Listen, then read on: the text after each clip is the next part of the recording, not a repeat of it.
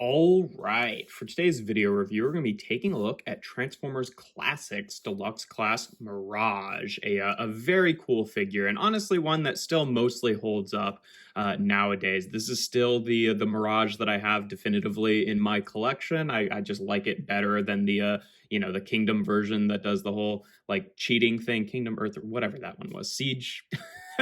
That mold that was used, throughout the Prime Wars trilogy, I've never been a huge fan of just because it cheats to get the chest into place here. Whereas this one, doesn't even really attempt it, which I appreciate. But yeah, no, it's a pretty nice figure. It turns into a Formula One style race car here. I'm not versed enough to know how accurate this is in terms of shape and size with other things, but it's a really nice looking alt mode. It rolls pretty nicely. If you get like so he's got this bit here, which becomes his weapon in robot mode, and it pegs on underneath here. And if you don't have that like totally pegged into place, it can kind of like rub against the bottom there. But if you have it pushed up, there's just barely enough clearance that he gets a pretty nice roll here. He's got a lot of nice little like racing details all over him. Mine's a little bit worse for wear, so he's missing like some of the painted details or like tampograph details that were on the chest here. But he's got nice things like Witwicky spark plugs, obviously making reference to Spike and Sparkplug Wiki from the G1 cartoon. He's got the 26 there. He's got the FP Racing on both sides. And then he's got, I forget what that says, and I can't totally read it.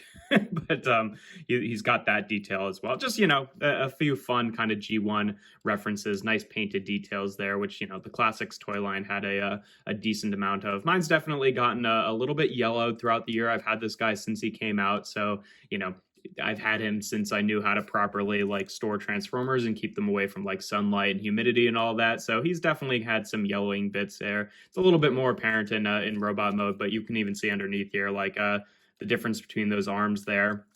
And I just noticed this morning when I was getting ready to do this review actually, but the blues now, like this blue has gotten a little bit damaged throughout the years, and obviously this is from being stored in robot mode, because if you look at the other side, it's this panel, not this panel, that's that darker blue. Did not even notice that. You can't really notice it unless you're looking directly at the side, because like you can't really see it from top down, so it's a little strange. But yeah, no, pretty nice alt mode. In terms of comparisons in this mode, just for the standard one, here he is with Kingdom Sideswipe. And like I said, I have got no good concept of how well that scales. I presume that he's a bit too small to scale with Sideswipe just because of like, the size of the cockpit here, or whatever you'd call it, driver's seat.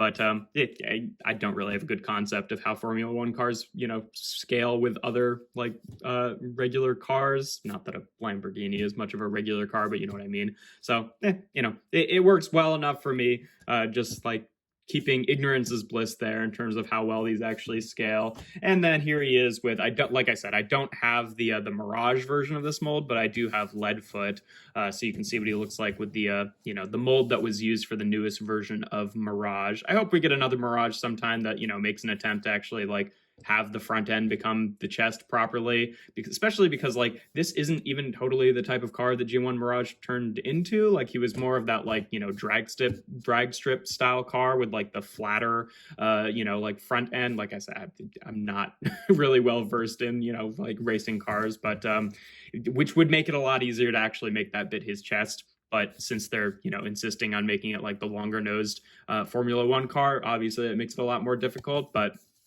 both of them look good. I do tend to prefer this alt mode, but they're both fine.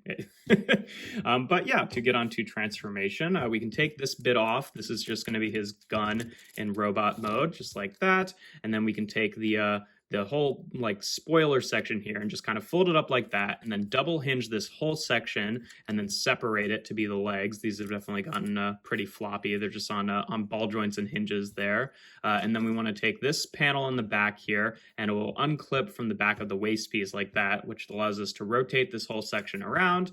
Then we can take these sections, which will be the arms, and just kind of extend them out on this sort of like hinge ball joint section here and rotate them out just like that. And we can flip out the hands from the arms here. And then this whole section is a little bit weird. You take this piece here and start rotating it around, and then you also want to unpeg this section. So you're kind of like rotating these around in tandem so that you avoid as much of like this piece brushing into the back piece as possible. It's a very weird little maneuver here, but once you get used to it, it's not too bad. and then you just kind of sandwich it in place there like that, and there we have Classics Mirage in his robot mode. And yeah, I think he's got a really cool design. Definitely, a derivation from his original G1 design. He's a lot sleeker. He kind of feels like he's got more of like a, cyber ninja sort of vibe going on, which I think is kind of cool for Mirage. I feel like it works fairly well. But yeah, no, pretty cool looking figure. He's got kind of like a weird sort of like hunchback thing going on here. So the head is like a little bit strange in the way it attaches. Like I said, it's definitely a different design for Mirage, but I don't know. I've just always really liked this design in terms of articulation. The head is on a ball joint here, and it's also on a little hinge, so you can kind of look up and down and then can rotate his head around. But the way that it's like sandwiched in there, it's it's a little bit weird. Like he kind of has to like bend his head up to look sideways, but it's not too bad. The shoulders here are on this hinge that goes up and down like that, and then also on ball joints at the shoulders. He's got a bicep swivel here, and then a double jointed elbow for transformation, which is really nice. And then the wrists can only bend in there. He has a waist cut. He's got these little hip skirts here that you have to kind of like rotate out of the way to bring the hips forward and back and about that far out to the side. He doesn't have a thigh swivel, unfortunately. He's got about 90 degrees of bend to the knee naturally, and then if you use this second transformation joint, you can kind of get a full curl, but it's like technically the joint is like halfway down the shin, so it's a little bit weird looking, but it can be kind of useful for some poses. You can definitely see the way that this guy was sun damaged, like sitting on a shelf this way and getting a lot of the sun that direction, which is unfortunate. But yeah, I've got worsely sun damaged figures. And then for the feet here, they're on ball joints, so you do kind of get a little bit of ankle tilt, and then they can kind of tilt the toe up and down as well. So the whole foot doesn't actually move, but you can kind of adjust the toe to actually, like make it look like he's got his ankles tilted on the ground, which is kind of nice. In terms of the weapon, I'm never really totally sure what this is supposed to be. I think it's like, you hold it like this, and then maybe the fire comes out of here for his little gun. I don't know. I've never really questioned it. I think he looks kind of cool holding it, but it is definitely a strange weapon. In terms of storage, it has this little tab on top, which was used to like attach it in vehicle mode, which also, and again, I'm not really sure if this is like intentional or not, but it also fits in this little groove section that was on the top of the alt mode. So you definitely can get that tab in there and just have it attached to his back like that, and it stays pretty well. So like I said, I've never been totally sure if that was actually like intentional or not, but it works perfectly well, so that's great. But yeah, mine has definitely gotten a few loose joints throughout the years. I've tightened up the arm ball joints a couple times, and still they're a little bit loose. This one hip in particular is pretty floppy, and neither of them are great.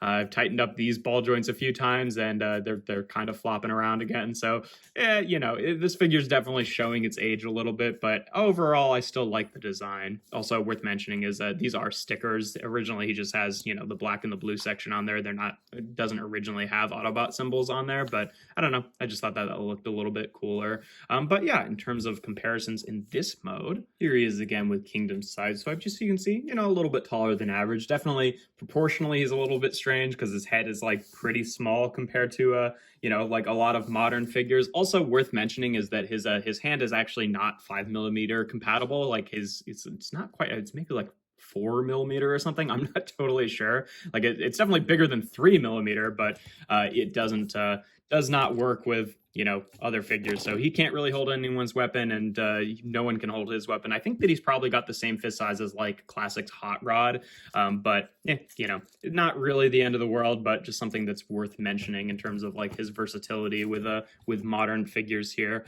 And here he is again with Leadfoot, just so you can see what he looks like with the proportions of the most recent Mirage mold. And like, yeah, if you're looking for something that's like really G1 accurate in terms of robot mode, proportionally, I definitely think the newer version looks better, but I personally, I just really hate the cheating. I don't like the alt mode quite as much, and it's fine with me for Leadfoot. I just for Mirage, I think it's kind of more important to me that like a new version of him have that bit of the car become the chest.